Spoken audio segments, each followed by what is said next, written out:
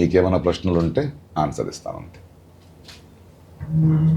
పరిశ్రమల ప్రైవేటీకరణ దృష్టి అయితే కనుక ప్రస్తుతం అయితే కనుక కేంద్ర రాష్ట్ర ప్రభుత్వాలు కూడా పరిశ్రమలు ప్రైవేట్ పరం చేయాలి, అదేవిధంగా కార్పొరేట్ సంస్థలకి తొత్తులుగా మారే అవకాశం మారుతోంది కదా, ప్రపంచంలో అదే చూస్తున్నాం. అమ్మేవాడు ఒకడు ఉంటాడు, కొనుక్కునేవాడు ఒకడు ఉంటాడు. మా కళ్ళ ముందు వ్యాపారం జరుగుతుంది. కానీ గవర్నమెంట్స్ బాధ్యత గల వాళ్ళు వాళ్ళని అమ్ముకున్నారు. వాళ్ళు చేసేది ఇదే కదా, ఆల్రెడీ అమ్ముడుపోయారు.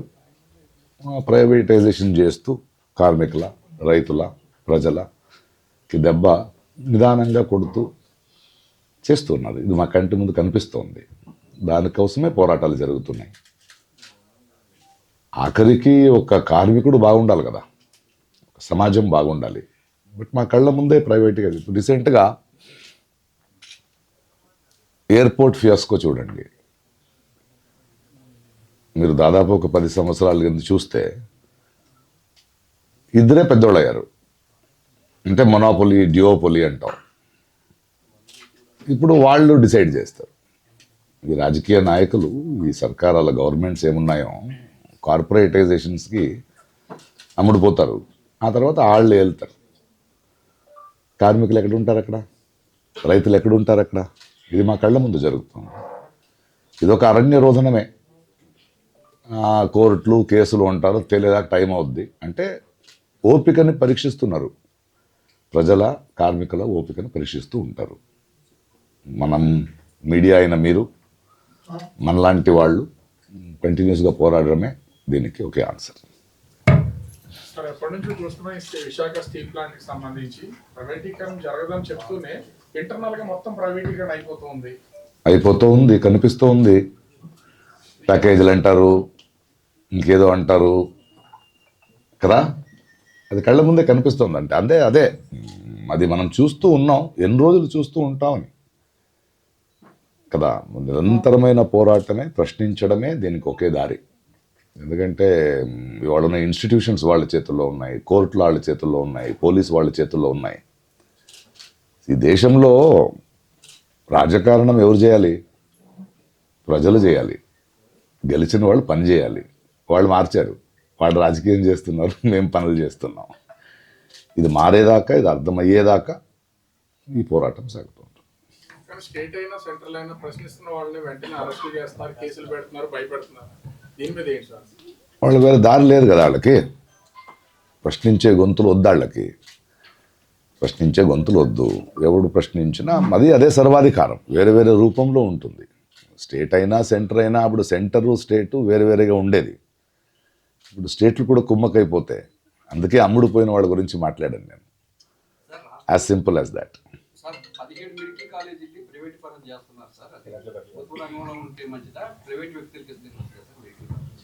మీరు ఆలోచించండి సార్, ప్రైవేటైజేషన్స్ వల్ల మనం ఎలా కష్టపడుతున్నామని. కొందరికే డబ్బులు వెళ్ళిపోవడం, కొందరే ఏలడం, కొందరే డిసైడ్ చేయడం ఒక సామాన్య ప్రజకి ఎలా హెల్ప్ అవుద్ది? సర్వీస్ సెక్టర్సు జనాలకు ఉపయోగపడాలి కదా. అది వ్యాపారీకరణం అయిపోతే, కొందరి మధ్య కేంద్రీకృత అయిపోతే, you are giving power to them. ఒక గన్ను తన పాటు తను ఉంటుంది, చేతికి తీసుకుంటే నీలో ఉన్న మృగమే దానికి వస్తుంది కదా. సో మీరు ఎవరిని స్ట్రాంగ్ చేస్తున్నారు, ఎక్కడ ఎవరిని బలపరుస్తున్నారు, దాని మీద ఆధారపడి ఉంటుంది. అది బలపరించడం అనేది మన ఇతిహాసంలో ప్రజలకు ఏదైనా మంచిది జరిగిందా దానివల్ల? ఇది మనం ఆలోచించాలి. సార్, ఇటీవల చూసుకుంటే రాజేపేట సమస్య పైన పోరాటం చేసినటువంటి అప్పలరాజు అనే వ్యక్తి పైన 11 కేసులు పెట్టి పీడీ యాక్ట్ పెట్టారు. దీన్ని ఎట్లా చూసుకోవచ్చు సార్? ఉమర్ ఖాలిద్ 5 సంవత్సరాల నుంచి ఉన్నాడు. స్టాన్ స్వామికి ఒక స్ట్రా ఇవ్వలేదు. ఏముంది ఇవాళ ఒక విచారణ కూడా. గౌరీ లంకేష్ని చంపిన వాళ్ళు బెయిల్ మీద వెయిట్ వచ్చారు. ఉన్న రేప్ కేసులో ఉన్న వాళ్ళని ఇవాళ రిలీజ్ చేశారు.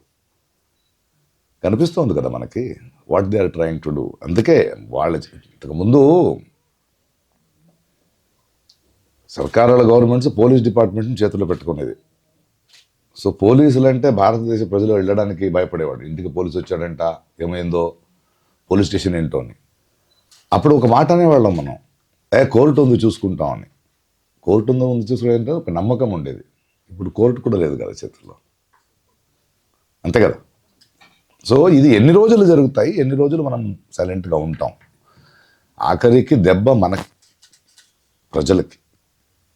ఎవరు మెజారిటీ, ఎవరు పర్మనెంటు, 5 సంవత్సరాలకు ఒకసారి వచ్చి వెళ్ళేవాళ్ళ కదా. సెంట్రల్లో మోడీ అవలంబిస్తున్న విధానాలు అసలు ఎవరి కోసం అనుకోవాలి? మీరే అన్నారు ఆ ఇద్దరు అని, ఇద్దరి కోసం నడుస్తుందా, ప్రజలకు మేలు చేయడం కోసమా? ఇప్పుడు ప్రాబ్లం ఏంటంటే మీకు తెలిసిన ఆన్సర్ నా దగ్గర నుంచి ఎక్స్పెక్ట్ చేస్తుంటారు.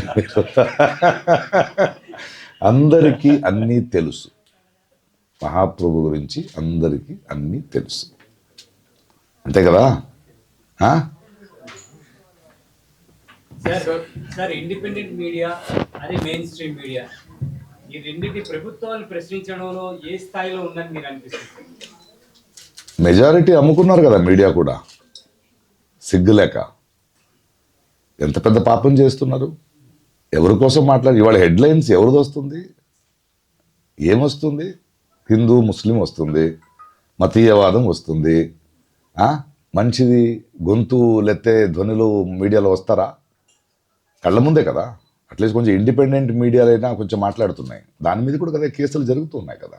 బట్ ఒకటి, సత్యాన్ని ఎవరు ఆపలేరు. అది నిరంతరంగా పోరాడటం ఒకటే మనకు తెలుసు. మనం బ్రతుకున్న కాలంలోనే విజయం జపించాలి, మంచిదవుతున్న అవసరం లేదు. మా ముందు ఎంతమంది పోరాడితే మాకు ఈ గొంతు వచ్చింది. వాళ్ళ త్యాగం ముందు మన త్యాగం ఎంత?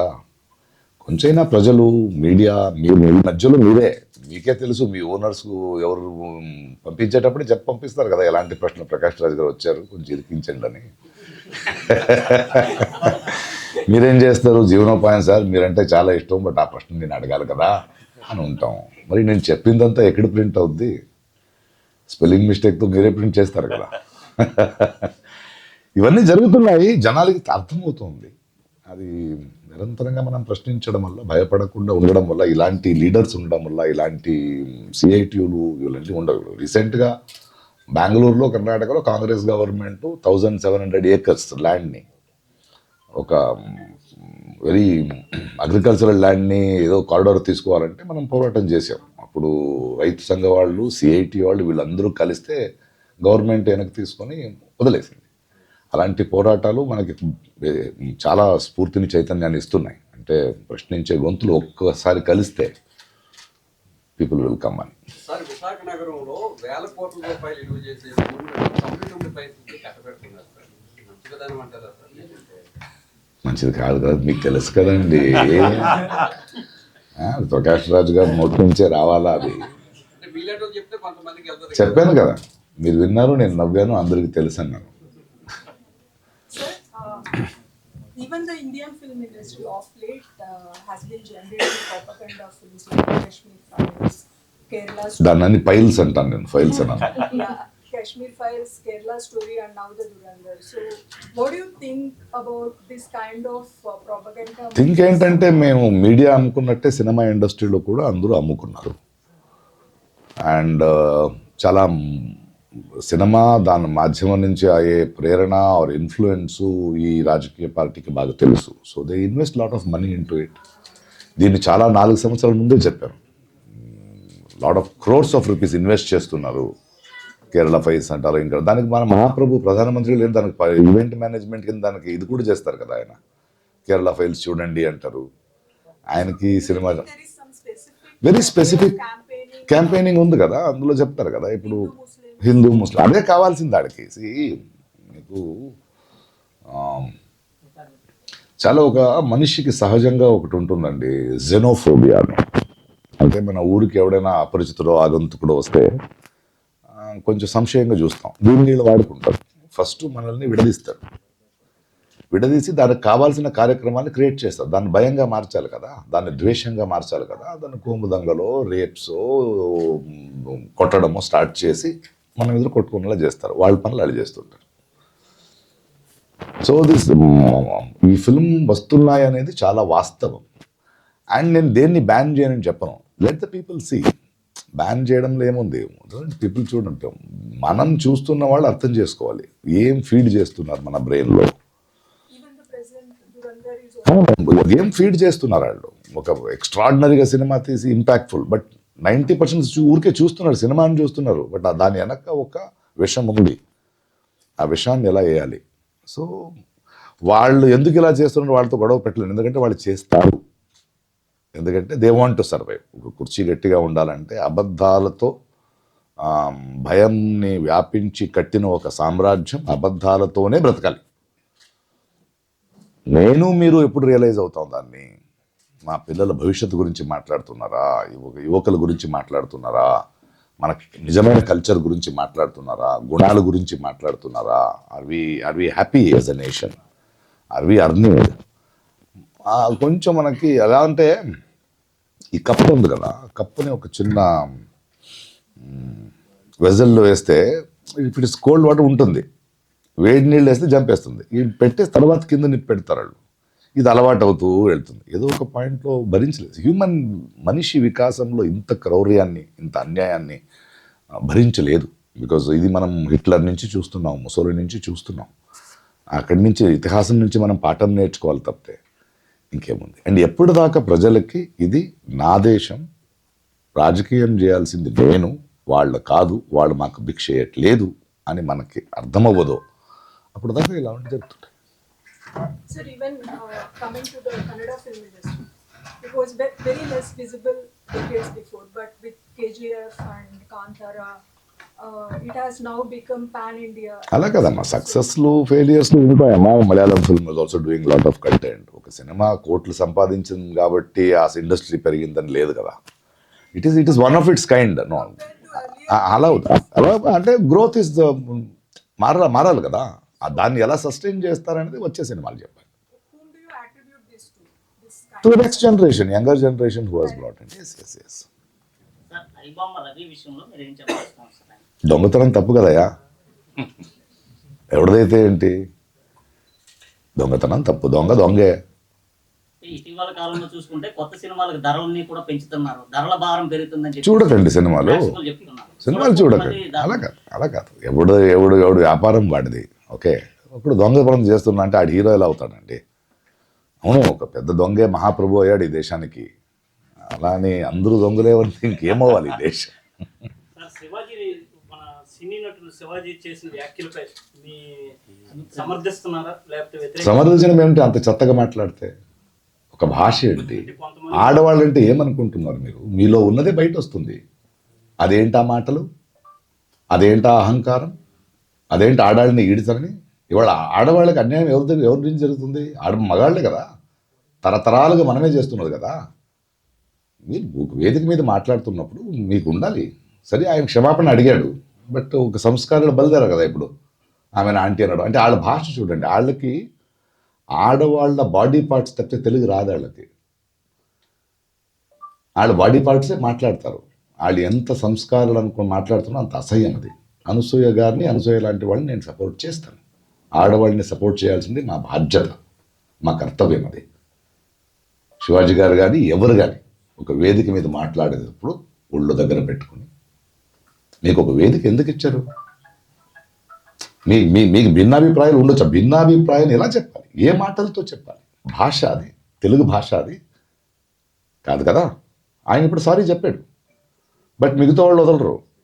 అది స్టార్ట్ అవుతుంది. ఇవన్నీ ట్వీట్ చేశాను అనసూయగా, నువ్వు స్ట్రాంగ్గా ఉండు. ఆ సంస్కారాల అసహ్యం తెలుస్తుంది నాకు. నన్ను అదే తిడుతుంటారు. ప్రకాష్ రాజు గారు మీరు ఎందుకు మాట్లాడరు వాళ్ళు. అమ్మని లాగుతారు, చెల్లిని లాగుతారు, కూతురుని లాగుతారు, అంతే. వాళ్ళ బ్రెయిన్ ఎక్కడుందో అక్కడే మాట్లాడతారు వాళ్ళు.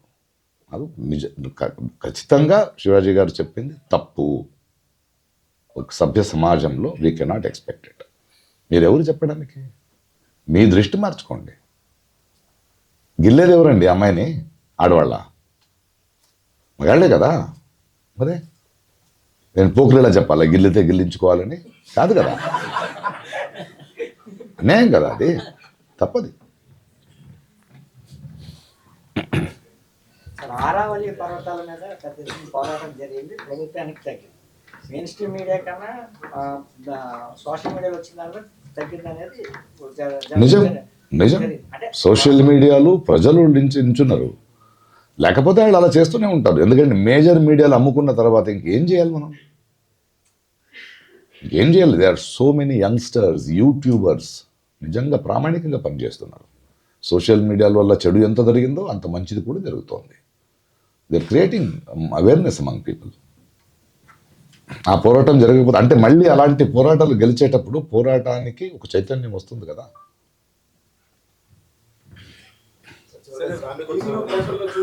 రుషికొండ అని అక్కడ గత ప్రభుత్వం ఒక బిల్డింగ్ ఇది నేను ఏదో హైదరాబాద్ వైజాగ్లో నివాసినట్టు ఒక్కొక్క రోడ్ ప్రాబ్లం నన్ను అడిగితే ఎలారా? మీరు ఎన్నుకున్న ఒక సర్కారం ఉంది ఇక్కడ, మీ మినిస్టర్లు, డిప్యూటీ చీఫ్ మినిస్టర్లు, మినిస్టర్లు ఉన్నారు, వాళ్ళని అడగండి. వాళ్ళని అడిగినా వాళ్ళకి లేనప్పుడు మీకు అడుగుతున్నారు. వాళ్ళని అడిగి భలే వాళ్ళే. రుషికొండలో జగన్ ప్యాలెస్ అని పూర్తిగా కొన్ని డీటెయిల్స్ అని నాకు తెలీదు. ఏదేదో అడిగి ఎందుకు వచ్చింది గవర్నమెంట్ హోటల్కి ఇద్దామని అనుకుంటున్నాను. అనుకుంటారు. దేశాన్నే ఇస్తున్నారు, ఇంకా హోటల్ ఎందుకు ఇవ్వరు? విద్య వైద్యం ప్రైవేటులోనే, అంటే ప్రైవేటు భాగస్వామ్యంతో నాన్న నెక్స్ట్ వేరేదన్నా అడుగుదాం నాన్న. కార్మిక సంఘాలు 100 ఏళ్ల ఉద్యోగ ప్రస్థానాన్ని పూర్తి చేసుకుని ఆర్ఎస్ఎస్ కూడా అదే స్థాయిలో పండుగలు చేసుకుంటుంది. ఎలా చూడాల్సింది? దేవుడు చెడ్డి నుంచి ప్యాంటుకు వచ్చారు వాళ్ళు ఎవరు వాళ్ళు నాకు చెప్పరా? వాళ్ళు ఈ దేశం స్వతంత్రానికి ఆ గ్రూప్ నుంచి 2 పేరు చెప్పమని చెప్పరా. 2 పేరు ఆర్ఎస్ఎస్ నుంచి స్వతంత్ర సంగ్రామంలో మనం దేశానికి దేశం మనదంటారు కదా, ఆ మొత్తం ఆర్ఎస్ఎస్లో 2 చెప్పరా. 2 ఒక్కరైనా చెప్పమని చెప్పు. లేదు, అదొక సంస్థ కాదు, అది ఈ దేశానికి పట్టిన విషం. మీరు భారతదేశాన్ని ఒక సరోవరం అనుకుంటే బ్రహ్మరాక్షసుడు ఉన్నాడు. ఇప్పుడు ఆడికి 100 ఏళ్ళు అయింది. ఆ సరోవరం మీద ఒక కమలం ఇలా వికసించింది. మీరు ఆ పూత కొట్లాడుతున్నారు కాదు, మీరు కొట్లాడి దాని వేరుంది కదా ఆర్ఎస్ఎస్, దాన్ని కొట్లాడాలి. అది కమలము ఆర్ఎస్ఎస్ఏ. ఆ బీజేపీకి అమ్ముకున్న కొన్ని పక్షాలు ఉన్నాయి కదా, అవి కూడా ఆర్ఎస్ఎస్ఏ. బ్రహ్మరాక్షసుడు కనిపించట్లేదు, ఇంకో రూపంలో వస్తున్నాడు. ఆ మూలం మీరు అర్థం చేసుకోవాలి. ఆర్ఎస్ఎస్ అనేది వల్లభాయ్ పటేల్ గారు బ్యాన్ చేశారు. ఈ మహాప్రభు ఆయనదే ఒక 3,000 కోట్లతో ఒక తీసి సెల్ఫీ తీసుకుంటాడు. భగత్ సింగ్ ఉండుంటే తనేవాడు, మనవాడు అంటారు వీళ్ళు. So this is how they are doing. అదొక సంస్థ, అదొక ఇది అంటే ఫుల్ కర్ర పట్టుకుని తిరుగుతుంటారు. అది ఏకే పట్టిస్తారంటారు. అది ఏ దేశం మీద వెళ్తారో, ఏం చేస్తారో, వాళ్ళ కవాయితులు చూడాలి. ఒక్క లేడీ మెంబర్ ఉన్నారా? అదొక సంస్థ రా అది, ఆడవాళ్ళని గౌరవించే సంస్థ. ఒక్క లేడీ మెంబర్ లేదు. ఉన్నారా ఎవరైనా? అదొక సంస్థ, దాని గురించి మనం మాట్లాడాలి. మనకి కొందరు పిల్లలు ఎంత పెరిగినా బుద్ధి రాదు చూడు, అలాగే 100 అయినా బుద్ధి రాలేదు వాళ్ళకి ఇంకా.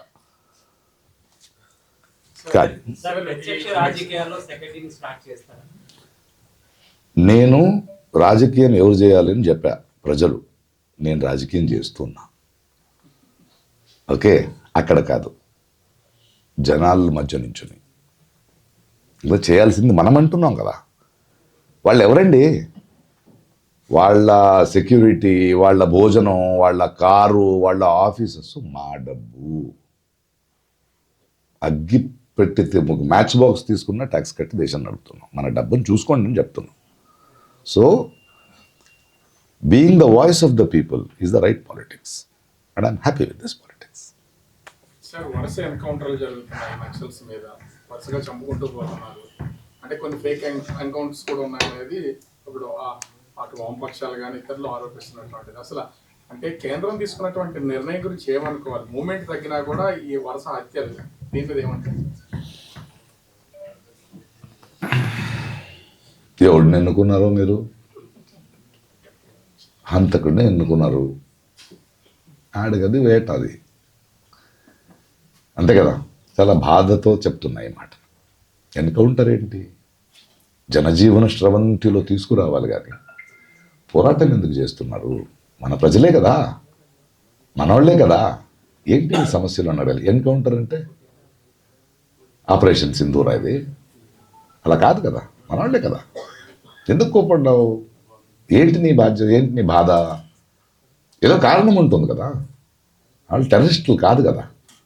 ఏదో ఒక ఐడియాలజీతో, మీ ఐడియాలజీ కాకపోవచ్చు, మీకు భిన్నాభిప్రాయాలు ఉండొచ్చు, కూర్చొని మాట్లాడాలి. ఎన్కౌంటర్లు ఏంటి, అరెస్టులు ఏంటి, గొంతు విప్పితే ఈడీ రేట్లు ఏంటి